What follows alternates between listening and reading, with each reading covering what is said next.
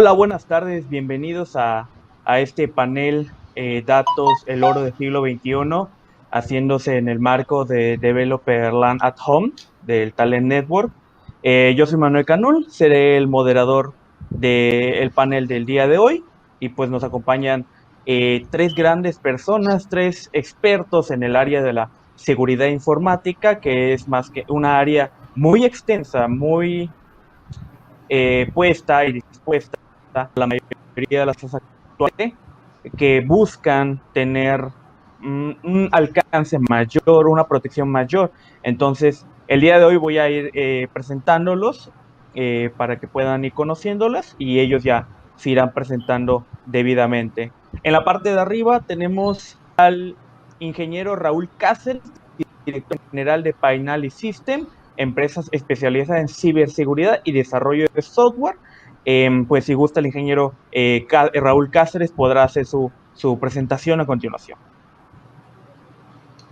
Gracias, Manuel. Muy buenas tardes a todos. Es un placer estar en esta reunión de Developer Lab at Home. Estoy seguro que será de su agrado esta participación. Estoy muy contento de poder contribuir a la comunidad, pues con la experiencia que hemos alcanzado en la especialización de la ciberseguridad, principalmente de las empresas, y también en el desarrollo de software. Gracias. Ok, gracias, ingeniero. En segunda instancia tenemos a nuestro querido Omar Gudiño, especialista en ciberseguridad, CEO en Good Security y embajador de la comunidad Dojo en Panamá.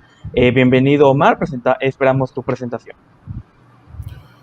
Bien, hola, ¿qué tal? Les saludo desde Panamá, tal como indicó Manuel. Mi nombre es Omar Gudiño.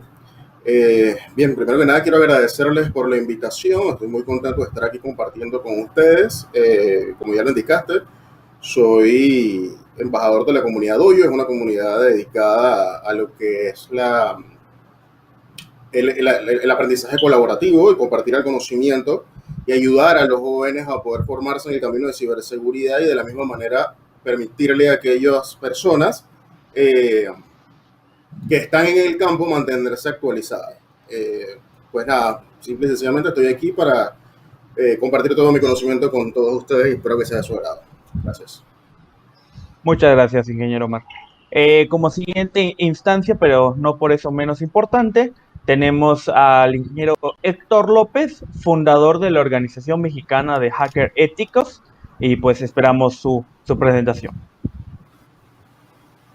¿Qué tal? Bueno, pues soy Héctor López, soy el fundador de la OMHE.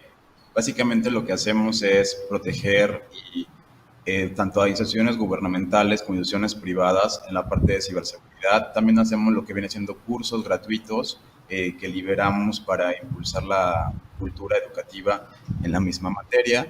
Y bueno, me he desempeñado como director del Departamento de Inteligencia de la Policía Cibernética de Michoacán, entre otras áreas. Muchas gracias, Héctor López.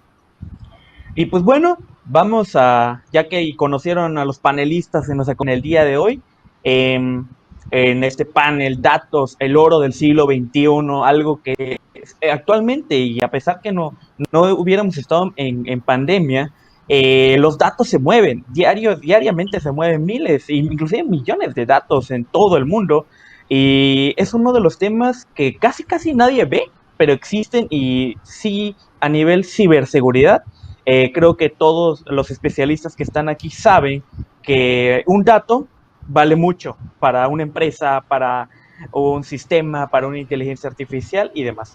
Entonces, comenzando con el tema del día de hoy, el primer tema que vamos a debatir, o vamos a dar nuestras opiniones acerca de este tema, es la violación de la privacidad y el derecho en juego a decidir del individuo. Cuando nosotros nos presentan las políticas de privacidad de una aplicación, de una plataforma, lo que nosotros pensamos es de que pues casi nadie las lee, ¿ok? Casi nadie se preocupa por este detalle de que o sea, decimos es mucho texto y ya no englobamos a lo que es, a leerlo un poquito esas políticas de privacidad que las empresas pues ponen ahí por algo. Entonces, en este caso vamos a analizar el caso Facebook, el que tuvieron con Cambridge Analytica hace poco, y le pediría a Héctor López que dé su opinión acerca de este tema. Bien, pues con respecto a las personas, realmente no creo que tengan tanta decisión en controlar los datos que realmente comparten, porque hay como una fiebre de tener muchas redes sociales, compartir todo lo que ves y pues después lees, como dices tú, los acuerdos de privacidad. Realmente la gente está como con la necesidad de sacar la cuenta, no se dedica a ver todo lo que le implica registrarse en un servicio que no es suyo. Me dicen, es que me regalan espacio para mi correo, es que me regalan espacio para hosting, es que me regalan espacio, o sea, parece todo el mundo estarte regalando todo, pero yo creo que eso pues no es así. Obviamente en la filtración de datos lo más relevante podría ser que pues elijan hasta tus gobernantes, ¿no? Eso es en el caso de Facebook, lo que hasta donde pues llegó este tipo de violaciones de datos. Van cayendo en empresas de terceros mediante las APIs. Las APIs se conectan de manera muy sencilla y es fácil extraer la información. Y toda la información que compartes generalmente en las aplicaciones pues tiene demasiados permisos. Entonces es una cultura en la que necesitamos que los desarrolladores empiecen a no requerir tantos permisos, que se empiece a desarrollar como un software más seguro para que las personas no es como que tengan el derecho o no, sino que ya venga implícito que si bajas algo no va a requerir más información de la que tiene que sustraer para trabajar de manera adecuada. Ok, sí. Fíjese que hubo mucho revuelto en este tema de Cambridge Analytica, el de cómo los datos influyen mucho el poder, como Héctor mencionaba, el poder elegir a un gobernante en estos tiempos. Entonces, si alguno de los demás panelistas gusta añadir información que es muy valiosa para toda la audiencia, pues lo puede hacer adelante, cualquiera que guste, estamos Sí, para que hablemos de esto. Omar, adelante. sí, bueno. Sí, bueno, una opinión que me gustaría dar a conocer, y creo que es de suma importancia, es que el usuario final tiene que entender una cosa. Si él propiamente no publica esa información, no está en riesgo. Empecemos por ahí. Porque muchas veces, simple y sencillamente, es más fácil culpar a las organizaciones cuando se hace algún tipo de divulgación de la información. Sin embargo, ¿quién generó esa data? ¿Quién es la fuente de información?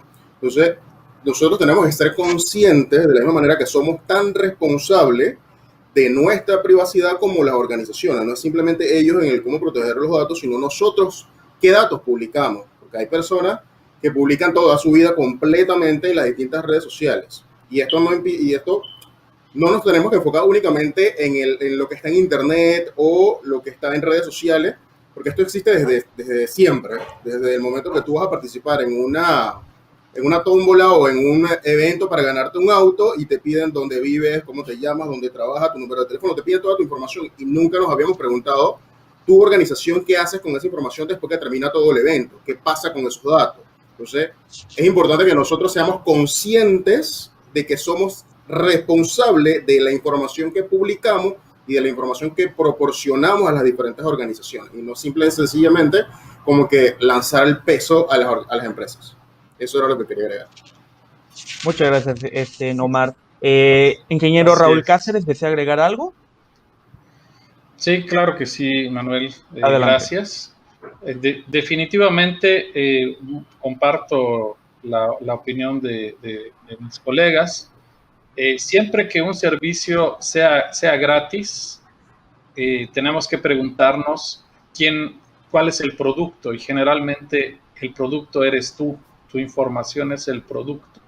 Entonces, en las redes sociales, pues tú eres lo que publicas. Entonces, tenemos que tener pues cuidado precisamente con lo que publicamos en estas redes sociales. Ya vimos el caso que pasó pues con Facebook y Cambridge Analytics, ¿no? Que pues esto pues se litigó y hubo consecuencias, ¿no? Para las empresas, pero sobre todo consecuencias para los usuarios, ¿no? Porque pues su información fue pues compartida y por eso tenemos que ser muy cuidadosos de ver los acuerdos de privacidad y cómo van a ser utilizados mis datos, ¿no? Y en términos generales, en las redes sociales, pues mientras menos datos publiquemos, pues es mejor para protegernos, proteger nuestra identidad y proteger que sobre todo la identidad es la moneda de cambio del siglo XXI, ¿no? Si te roban tu identidad,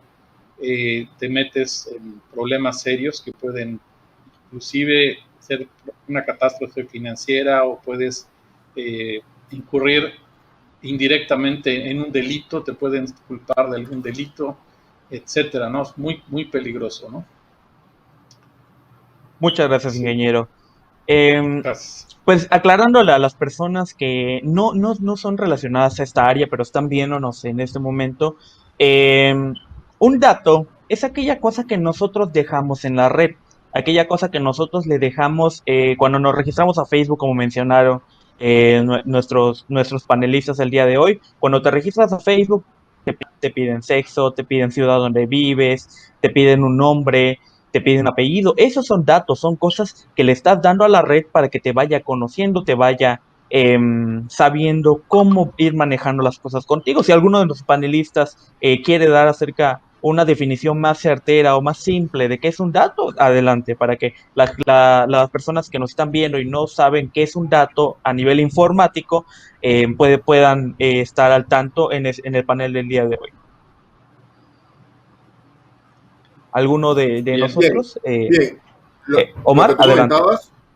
Lo que tú comentabas hace unos segundos referente a las huellas. Bueno, algo que todos tenemos que saber es que hay algo que se le conoce como el rastro digital. El rastro digital es simple y sencillamente ese pedacito de información que dejamos cada vez que entramos a un sitio web, que dejamos cada vez que entramos a una red social, en cada punto donde nosotros accedemos a una URL, compramos un producto. Cada vez que nosotros hacemos eso, dejamos un rastro digital. Entonces, ese pequeño dato, porque es de gran valor hoy en día, por el simple y sencillo hecho de que es lo que nos va a permitir en el proceso de toma de decisiones para muchas organizaciones y entidades basarnos en qué va a suceder y qué no va a suceder. Básicamente es un objeto binario, nos va a permitir tomar una decisión entre se hace o no se hace basándose en una serie de prerequisitos que se hagan dentro del proceso de estudio. Pero en general, dato es cualquier cosa, cualquier pedacito de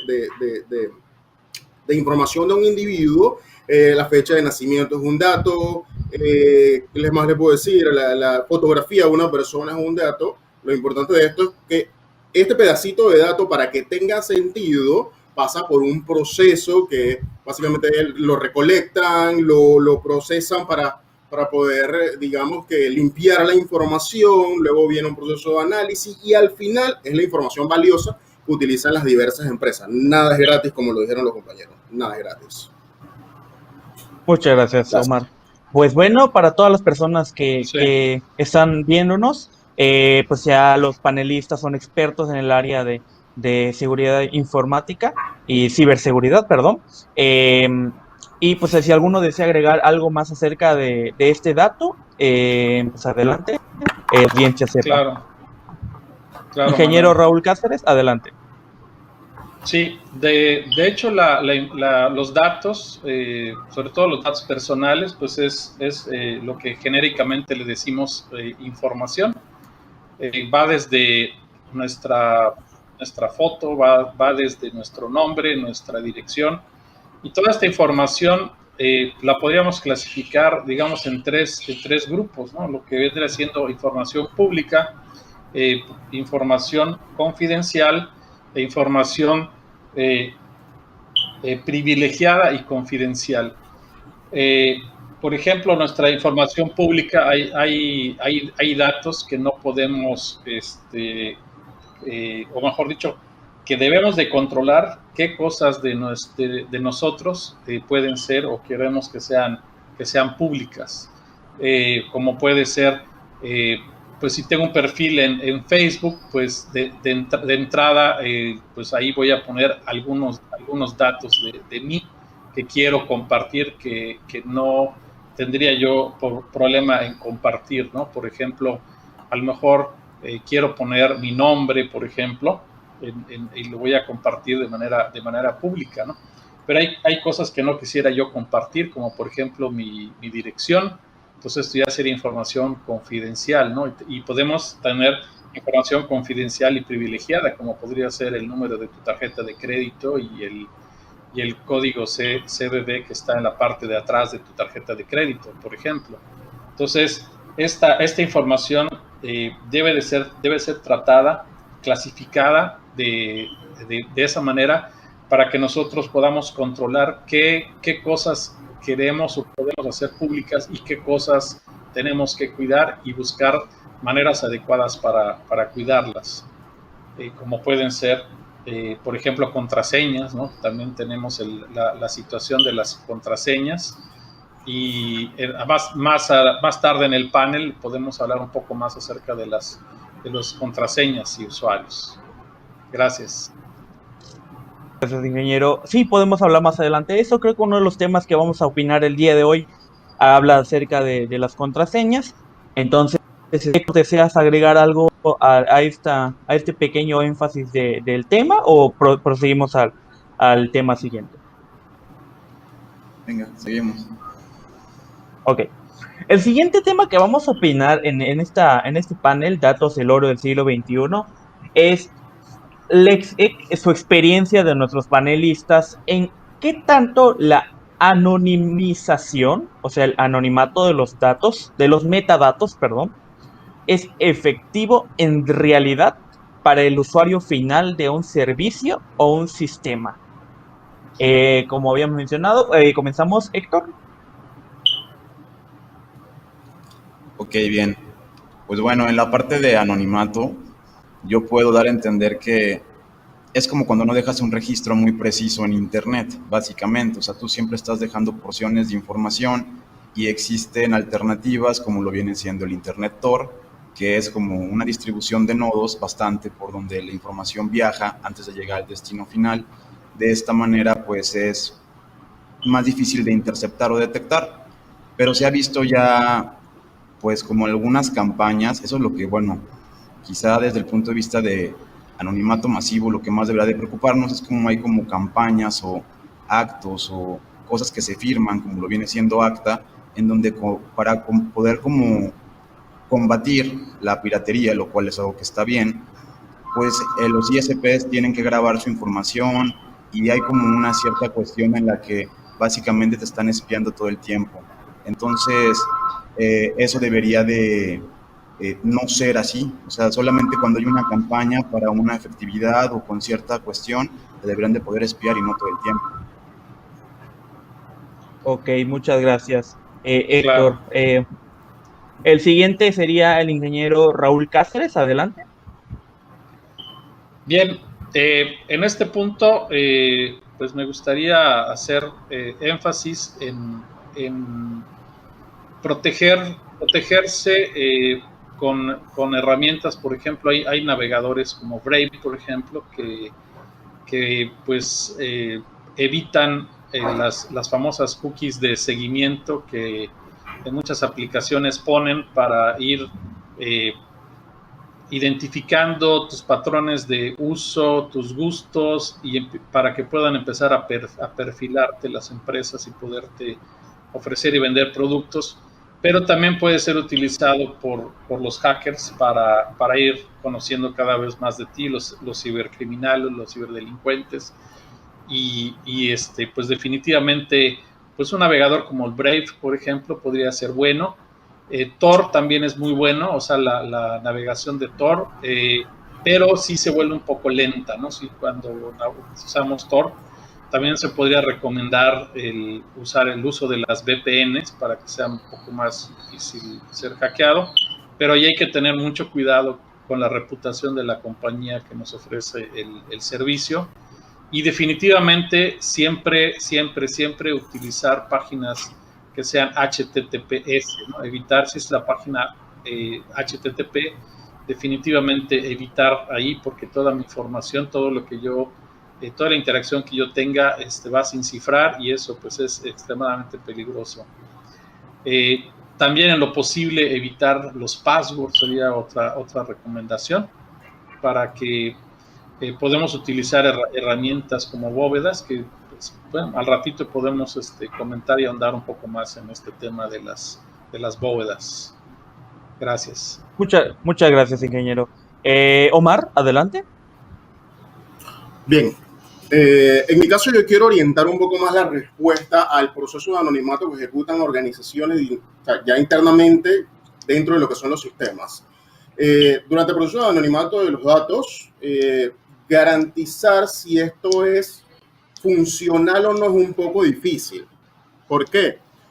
Ya llegámoslo desde el punto de vista de que la fase de anonimato se realiza en la desasociación definitiva e irreversible de los datos personales del individuo, ya sea en una foto, ya sea en datos biométricos, ya sea en datos de voz. Ese proceso de eliminación, el proceso de anonimato, se debe realizar muchísimas veces, y al nosotros no ser garante de este proceso para cada una de estas organizaciones, ya sea cuando enviamos una información por WhatsApp, una foto por WhatsApp, que ese metadato realmente no se incluya o sea eliminado de la fotografía, auditarlo es un poco difícil. Entonces, garantizar que efectivamente este dato se haya eliminado, oye, primero que nada hay que saber quiénes son los encargados de este proceso de anonimato de ese metadato, quiénes son los que tienen acceso al final a ese proceso de limpieza, cómo garantizan que efectivamente se limpió. O sea, hay un proceso bastante complejo dentro de este proceso de anonimato. Entonces, poder decirte, mira, si es efectivo o no es efectivo, es medio complicado cuando tú no conoces todas las aristas que componen el proceso de anonimización de la información, principalmente enfocado en lo que son los metadatos en la información. Eso es lo que quería agregar. Muchas gracias, Omar. Bueno, el siguiente tema que vamos a estar hablando el día de hoy fue un tema muy sonado en muchas partes del mundo.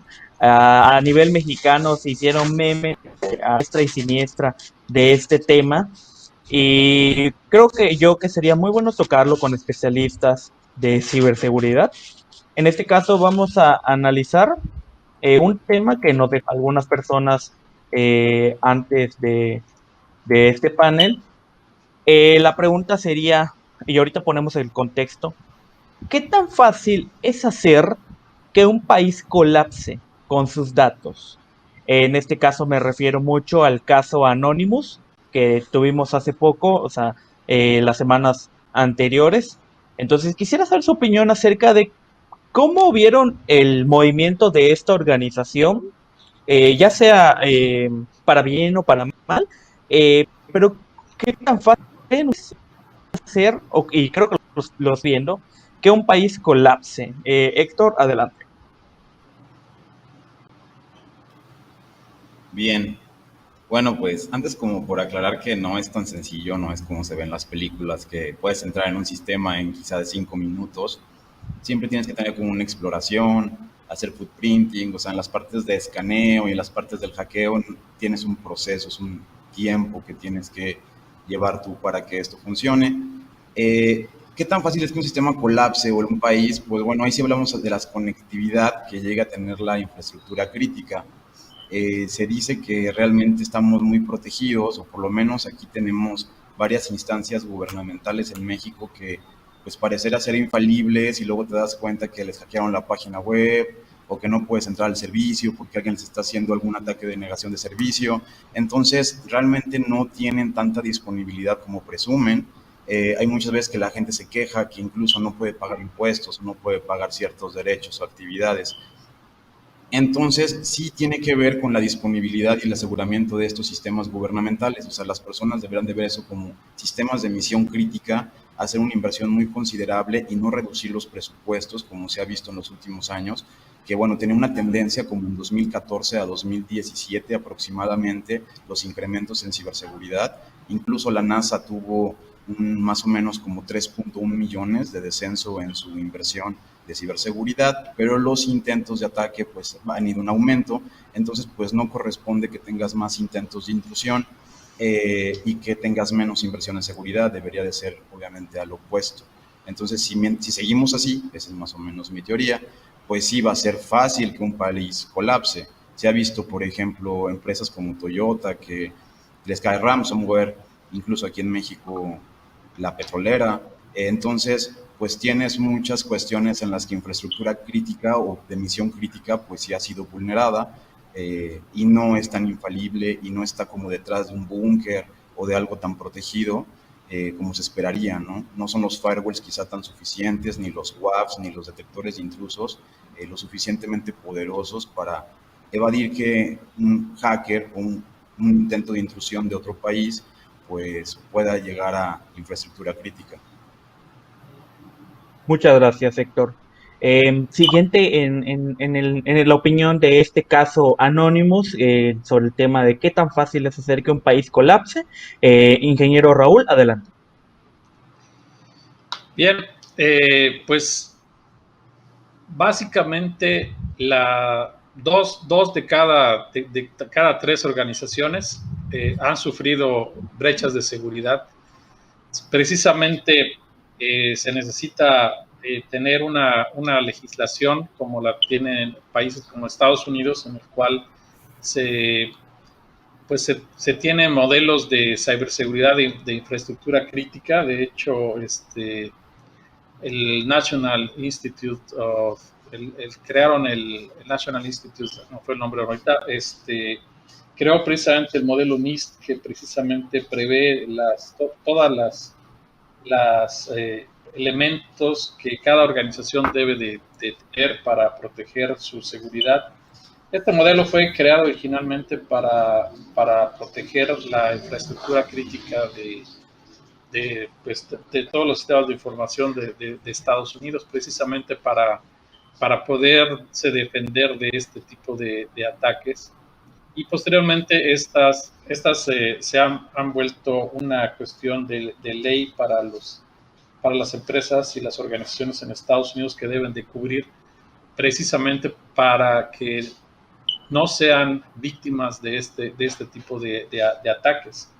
En México, pues solamente tenemos la Ley de Protección de los Datos Personales, del IFAI, que pues no es suficiente, pero bueno, cuando menos ya es un inicio, que ya tenemos esta ley desde el 2010, pero definitivamente pues a todas las organizaciones pues sería recomendarles utilizar el framework NIST precisamente, y sobre todo a las instituciones gubernamentales en México y en otros países, bueno, y en cualquier país, pues son buenas prácticas de ciberseguridad que deben de implementarse, y dejar de ver el tema de ciberseguridad como un gasto o como un costo, ¿no? En realidad es una inversión, ¿no? Porque ¿cuánto cuesta el que te hackeen, ¿no? O sea, de entrada, se ve afectada tu reputación como empresa o como organización, y pues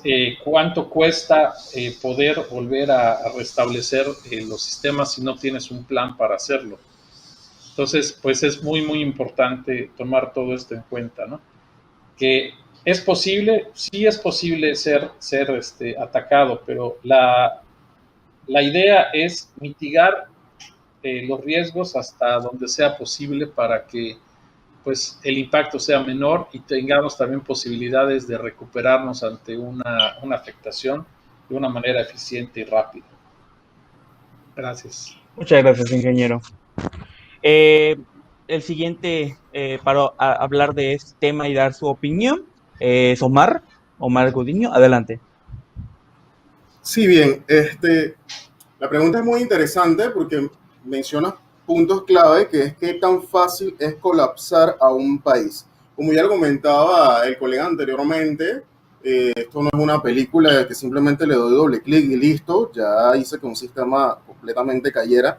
Yo creo que el proceso de ser sencillo o difícil va a depender principalmente de el nivel de eficiencia que tengan, ya sean las entidades de gobierno o las organizaciones, en proteger sus entornos.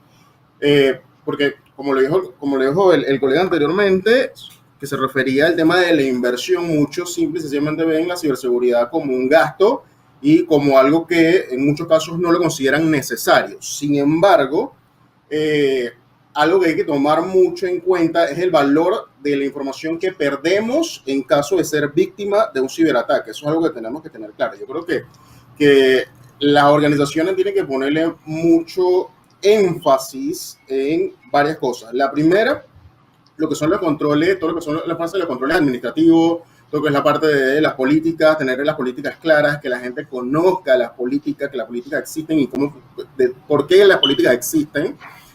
Por otra parte, no solo enfocarse en la parte de la tecnología. Conozco empresas que gastan miles de millones de dólares en tecnología para proteger la seguridad de su organización y aún así son afectados. ¿Por qué? Porque o sea, al final el factor humano juega un papel muy importante dentro de este proceso. Entonces, si tú colocas un firewall o lo que sea que te cueste 200 millones de dólares, pero tu gente no es consciente, tu personal no es consciente de los riesgos que tiene, ya sea publicar información, dar información a quien no debe, abrir un vínculo indebido, abrir un correo que no debía. Si ellos no son conscientes de eso, al final ese firewall de millones de dólares no te sirve de nada. Muchos de los ataques son realizados incluso desde el interior de las organizaciones o con ayuda, consciente o no, de gente que se encuentra adentro. Entonces, muchas empresas han olvidado ese factor humano y yo creo que no están comprendiendo claramente de que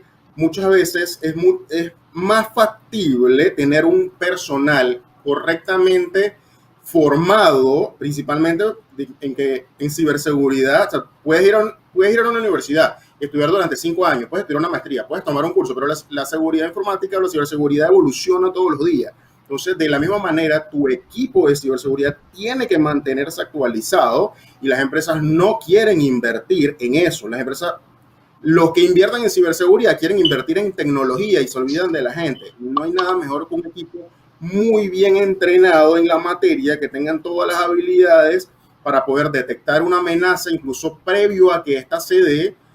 Las empresas tampoco están invirtiendo en lo que es la parte de ciberinteligencia, poder detectar a partir de datos que se encuentran ya sean públicos, a partir de foros underground, saber qué es lo que se está cocinando y poder identificar posibles amenazas hacia su organización. Entonces, no es solamente agarrar y comprar un equipo costoso, sino preocuparse porque su equipo de trabajo, su equipo de ciberseguridad esté formado, esté actualizado, ¿sí? Es mucho más valioso una persona actualizada y con todos los conocimientos necesarios que un hardware o un pedazo de metal que te cueste millones de dólares, y por otra parte realizar el proceso o armar un equipo de ciberinteligencia para saber qué está sucediendo, cómo se está dando y qué pasaría en mi organización si yo fuese víctima de este tipo de ataques, cómo reaccionaría. Entonces, hay que tratar de estar un paso adelante del oponente y los ciberdelincuentes están trabajando a las 24 horas del día. En cambio, un equipo de seguridad trabaja de 8 a 5, de lunes a sábado, por darles un ejemplo. En cambio, los delincuentes no. Los delincuentes, mientras nosotros estamos durmiendo, ellos están trabajando. Entonces, ellos están evolucionando. ¿Qué pasa con esos equipos de ciberseguridad? Se quedaron congelados en el tiempo o su horario termina y ahí acabó la seguridad de la organización. Y eso no puede funcionar de esa manera. Gracias. Muchas gracias. El siguiente tema que vamos a tocar en el panel del día de hoy es las vulnerabilidades de las videoconferencias. Como nosotros sabemos ahorita por esta pandemia y por esto del COVID-19 que está pasando este año, todo lo que son escuelas, juntas y lo que son reuniones religiosas y demás, entre otras, se pasaron a plataformas en línea, como lo estamos haciendo nosotros ahora mismo, pero hubo un caso muy sonado en todo el mundo, en muchos noticieros, muchas escuelas, que estaban tomando sus clases y se unió una persona X y empezó a mostrar contenido inapropiado para lo que no era. Entonces, estamos hablando del caso Zoom, que hubo unas semanas atrás también, y que afectó a más de 53,000 usuarios en todo el mundo. Es un aproximado de a cuántos afectados tuvieron en total. Entonces, la pregunta aquí sería, ¿es muy difícil corromper este tipo de sistemas? Me refiero no solo a Zoom, sino a Google Meet, a Hangouts, Skype, Zoom y todos los que son plataformas de videoconferencias. Esto sería, si es muy difícil o muy fácil, y qué serían los factores para que se fuera fácil o difícil. Héctor, adelante. Bien, muchas gracias. Pues bueno, como ya lo mencionaron, básicamente con esto del COVID-19, pues estamos en nuestras casas. Eso obliga a la gente a hacer el famoso teletrabajo. Más sin embargo, bueno, yo les menciono así y me gusta dejarlo muy en claro, o sea, el meterte a puras videoconferencias quizá no es teletrabajar, sino el conjunto de todas las herramientas que tú utilizas para desempeñar el mismo trabajo que harías así en tu industria o en tu empresa o donde sea, lo vas a hacer desde tu casa, pero no tienes por qué sacrificar o ser deficiente en esa área. Entonces la gente está optando por hacer estas conferencias o estas cosas por Zoom. Hay una técnica que se llama Zoom Bombing, en donde pues con herramientas como ZWarDialer, es una herramienta que se utiliza para, como antes, hackear Telnet, por ejemplo. Entonces tú puedes ubicar sesiones vulnerables de Zoom. Obviamente la vulnerabilidad trasciende un poquito a que no solamente pueden hacer intrusión a tu conferencia y echártela a perder, ¿no? Que es lo que ha sucedido, que están en una conferencia de gobierno, una conferencia de una universidad y de repente ponen material inapropiado. Eso ya sería una muestra de sabotaje ya de la vulnerabilidad o de la prueba del concepto llevada a la práctica. Pero realmente el problema es que esa vulnerabilidad en esas aplicaciones, por ejemplo, puede hacer que te roben tus credenciales del Windows o tus credenciales del Active Directory, o podría caer en que te roben a lo mejor la contraseña de la VPN que tú utilizas para conectarte a ese lugar de manera segura. Entonces, sí tiene que ver con la ruptura de los protocolos, con que realmente no es tan complicado desde el punto de vista de un pentester o de un bug hunter, que se les conoce como bug bounties a estas dineros que a veces dejan las empresas, así macroempresas, con el fin de detectar las vulnerabilidades antes de que un atacante real llegue y realmente sí los hackee y le robe todos los usuarios. Entonces, ya hay unas técnicas también desde el punto de vista del white hat o de los hackers de sombrero blanco, en los que te dejan una ventana las empresas para que tú puedas encontrar vulnerabilidades, reportarlas de una manera adecuada y evitar que esto acabe en una catástrofe donde todos están explotando de manera aleatoria y causando pues sí daños en diferentes empresas, organizaciones. Esto es como cuando no se controló un bug, se salió de control, como dicen, se salió de control el zero day, empezaron a atacar a mucha gente y hasta después viene la remediación. Entonces eso se puede evitar si las empresas tienen como una cultura de ciberseguridad e impulsan a que las empresas y muchos hackers de manera aleatoria puedan intentar vulnerar los sistemas de una manera ética y reportar las vulnerabilidades directamente a la empresa en vez de hacer que estas sean expuestas.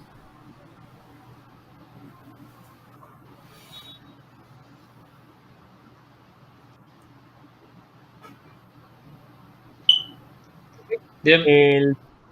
El siguiente creo que sería el ingeniero Raúl Cáceres. Creo que tuvo un pequeño, con la plataforma, un pequeño detalle. Pero pues bueno, ya estamos aquí. Ingeniero Cáceres, adelante. Bien, muchas gracias. Sí, definitivamente fue pues muy sonado este caso de la plataforma Zoom, donde hubo muchas intrusiones en las videoconferencias. Y aquí precisamente es donde tenemos que pensar en términos de ciberseguridad, sobre todo en las organizaciones, que tenemos que implantar sistemas que nos puedan garantizar el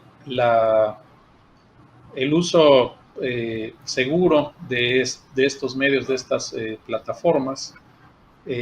Estos sistemas que se pueden poner en las empresas, de alguna manera, o mejor dicho, de una manera especial, manejan las identidades de cada uno de los usuarios, de tal manera que los usuarios no pueden o no saben inclusive las credenciales con las que realmente se está conectando al servicio, ¿no? Porque hay un software intermediario el que está validando que los usuarios sean los usuarios correctos y básicamente esto permite darle una capa de seguridad a estas sesiones. Desde luego que, pues, en este caso, en el caso de Zoom, pues las vulnerabilidades fueron explotadas precisamente por las mismas deficiencias que tenía en términos de seguridad el propio software, que pues aquí al nosotros usarlo y sin saber esas deficiencias, pues no hay mucho que podamos hacer como usuarios ante pues un software que tiene esa brecha de seguridad, ¿no? Aquí sí la compañía pues es la que tendría que garantizar la privacidad de los usuarios en sus salas de videoconferencia para que no puedan ser, pues no puede haber intrusos que puedan meter material, pues ya sea inapropiado, como en este caso ocurrió, ¿no? Muchas gracias, ingeniero Raúl Cáceres. El siguiente sería Omar Gudiño. Adelante, Omar. Hola, ¿qué tal? Bueno, mira, sobre este caso de Zoom, como comentaban anteriormente, el tema del bombardeo de cuentas Zoom, incluso la última semana estuvo bastante candente, por lo menos aquí en Panamá, se vio bastante, incluso pude presenciar varias de ellas. Radica en dos puntos. Por una parte, sí, exactamente lo que es la explotación de la vulnerabilidades propiamente de la aplicación. Y por otra parte, está el tema de vulnerabilidades humanas, por el hecho de que muchas veces cuando nosotros descargamos una aplicación o hacemos uso de una aplicación, independientemente sea Zoom o cualquiera de las otras plataformas, porque quiero que sepan que esto no solamente sucedió en Zoom, esto también pasó, por ejemplo, en Google Meet. También hubieron muchas escuelas aquí en Panamá que delincuentes simplemente entraban y dañaban la videoconferencia. Entonces, no solamente es algo que apunta a Zoom. Y el problema radica en que muchas veces aprendemos solo a usar las herramientas. O sea, aprendemos a crear una conferencia, pero no cómo trabajar de forma segura con las conferencias o con los sistemas. Entonces, yo creo que ese es un punto importante y lo menciono de que también hay un factor humano por el hecho de que las contraseñas en Zoom desde hace bastante rato ya estaban presentes, pero mucha gente no lo utilizaba por el hecho de que lo primero que pensaban era quién se va a meter en mi conferencia, hacer qué, a quién le va a importar meterse en una reunión para molestar. Yo no creo que eso suceda. Esa era la mentalidad que muchos tenían. Sin embargo, tomando en cuenta que muchísimas organizaciones, escuelas, entidades estaban haciendo uso de estos sistemas de videoconferencias, simplemente lo hicieron por diversión, para mostrar de que tenían la capacidad de hacerlo. Pero si se dan de cuenta, muchos de los bombardeos que se han hecho en la actualidad han sido simple y sencillamente por el hecho de que cuando tú creas una conferencia, los números los puedes generar con un pequeño script, y si no tiene password es simplemente que coincida con esa numeración que corresponde al ID de la conferencia y entres. Entonces es cuestión de aprender a usar las herramientas y usarlas de forma segura. Si voy a crear una reunión, le pongo una contraseña, por lo menos ahorita aprovechando el tema de sala de espera, en el caso de Zoom, de sala de espera, en la cual tú eres quien aprueba quién puede entrar o quién no puede entrar. Ahorita ya está el tema del bloqueo de las sesiones. Si ya tú estás en la reunión y eran 5 personas las que estaban en la reunión, tú bloqueas esa reunión y nadie más puede entrar. En Google Meet pasaba algo similar, con la diferencia de que allá se supone que tú tienes que autorizar todos los accesos. Sin embargo, por desconocimiento de, llamémoslo, profesores o los tutores que estaban llevando a cabo la conferencia, simplemente aceptaban a todos sin tener un control de quiénes eran los estudiantes que tenían que entrar. Entonces, el factor humano juega un papel muy importante en esto. Por otra parte, las empresas yo creo que tienen que entrar más en estos planes de cacería de errores y permitir efectivamente de que profesionales en el campo puedan efectivamente probar cada una de las funcionalidades que tiene el sistema y encontrar errores para que estos sean corregidos y sean corregidos antes de que los enemigos los utilicen para el mal. Eso es lo que quise agregar. Muchas gracias, Omar. Y bueno, esta es la respuesta de nuestros 3 panelistas con respecto al tema del caso Zoom, de las vulnerabilidades en las videoconferencias en estos tiempos de aislamiento en nuestras casas. El siguiente tema es una de las cosas que más se usa actualmente en la red. Sería: mi contraseña es mi amiga o mi enemiga. Esto me refiero porque realmente el más vale en una cuenta es una contraseña. en nuestro Facebook, en nuestro Google, en la conferencia de ahorita, en las videoconferencias con cuando vamos a clases, nuestro NIP bancario, es una contraseña. Entonces, mi contraseña, no hablando de estos tiempos, sino de los tiempos antes de la pandemia, ¿cómo puedo saber yo, esta sería la pregunta, ¿cómo puedo saber yo si mi contraseña es mi amiga o mi enemigo? Héctor, adelante. Bien. Ok, gracias.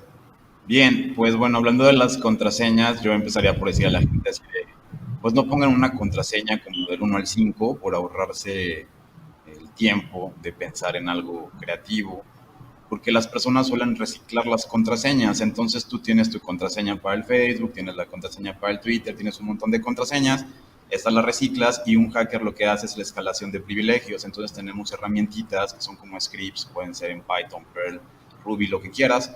Y básicamente lo que utilizamos es el mismo usuario y password, pero lo utilizamos en todas las redes sociales. Eso puede hacer que la gente haga escalación de privilegios y si tú reciclas las contraseñas, pues obviamente le vas a dar acceso no a una red social, ni no te van a vulnerar una, sino te van a vulnerar todas. Entonces, pues poner contraseñas complicadas, tampoco tan complicada que la tengas que apuntar en un post-it y la tengas que pegar en el monitor porque también se vuelve vulnerable. Entonces, ¿qué tan complicada? Algo relativamente difícil. Yo lo categorizaría que entre más caracteres, más seguridad tú le das a nivel criptográfico. O sea, más tardaría una persona en craquear, que esa es la actividad de romper la contraseña, el password. Entonces, si tú la pones, por ejemplo, de 12 dígitos o pones una frase, utilizas mezclas de números y letras, pones caracteres especiales y demás, le estás dando una fortaleza adicional a la contraseña para que si alguien la intenta craquear, pues tarde más tiempo, ¿no? A lo mejor le va a parecer que tarda un año en craquear la contraseña y pues esa persona o ese ciber no va a accesar al sistema porque va a preferir entrar a 100 computadoras que utilizan el password del 1 al 5, que ha sido el más común en los últimos años. Entonces, pues sí, deben de utilizar una contraseña complicada y también si lo pueden activar un factor doble de autenticación, que ya no es algo solamente que tienes en la cabeza, sino algo que también posees físicamente. Esto hace que le pongas un doble factor, pero se llama doble factor. Entonces ya es más complicado que la gente tenga esas dos cosas para poderte vulnerar. Muchas gracias, Héctor. El siguiente es el ingeniero Raúl Cáceres. Adelante. Bien. En este caso, las contraseñas, pues básicamente no son buenas. O sea, de hecho, es bastante mala idea las contraseñas. O sea, yo puedo generar contraseñas muy complejas, muy largas, muy difíciles, pero al fin y al cabo solamente estaría protegido con una contraseña. ¿Qué voy a hacer? ¿Cómo voy a manejar esa contraseña? ¿La voy a escribir en un post-it? ¿La voy a escribir en un papel? ¿Qué sucede si la escribí en un pizarrón, la escribí en algún lado?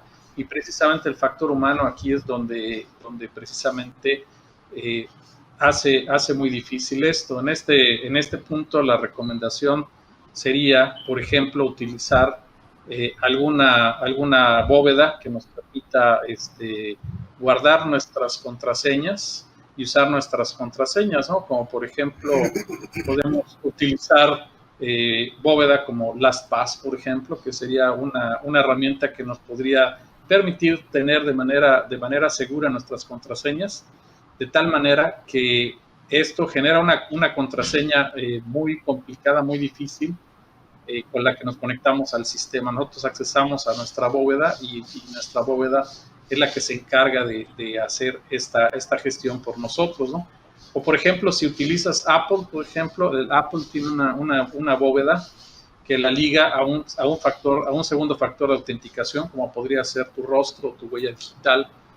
En este punto, definitivamente los sistemas que nos permitan tener dos factores de autenticación o más factores de autenticación que nos permitan proteger, digamos, con cosas que yo tenga, como por ejemplo mi celular o mi rostro o mi huella digital, o algún otro factor que nos permita identificarnos, ¿no?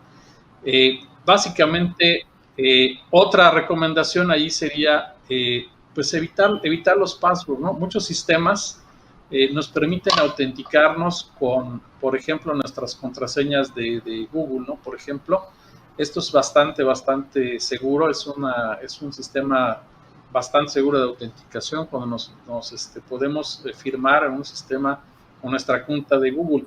Entonces, en lo posible hay que evitar estar creando cuentas en distintos sistemas. Si el sistema nos permite autenticarnos con Google, excelente, ¿no? Por ejemplo, los software que desarrollamos nosotros en Painali, pues tienen distintos métodos de autenticación. Utilizamos la autenticación de Google, utilizamos la autenticación de otras redes sociales y tenemos múltiples factores de autenticación en nuestros sistemas. Muchas gracias, ingeniero Raúl. Por último, ya para que vayamos cerrando, sigue Omar. Omar, adelante. Bien, con respecto a este tema de las contraseñas, yo tengo la opinión principal de que el hecho de que sea tu amiga o tu enemiga va a depender mucho de cómo la generes. ¿Por qué? Porque muchas personas consideran las contraseñas como mi enemiga, porque claro, obviamente llega el personal de TI y me dice, o llega el personal de seguridad y me dice, ok, para que tu contraseña sea segura, necesitas que tenga, por darles un ejemplo, 12 dígitos y que dentro de esos 12 dígitos tengas $, numeral 1, @-224 y eso sucesivamente. Cuando una persona que eso es una contraseña que es considerada segura, que no dudo que efectivamente lo sea, la primera reacción del individuo es agarrar y escribirlo, porque no hay forma de que alguien recuerde eso, ¿sí? Hay mecanismos, como ya lo mencionaron, hay mecanismos a través del cual, a través de sistemas de almacenamiento de credenciales o manejo de credenciales, yo puedo almacenar estas credenciales allí. Sin embargo, pensemos algo, o sea, por más compleja que sea, existen muchos directorios, existen muchos diccionarios que ya contienen muchas de estas contraseñas que son consideradas complejas. Sin embargo, más que usar una contraseña compleja, a mí me gusta más la idea de utilizar frases, una frase que sea fácil de recordar para ti y difícil de recordar para otro, y en esa frase ya le agregas complejidad.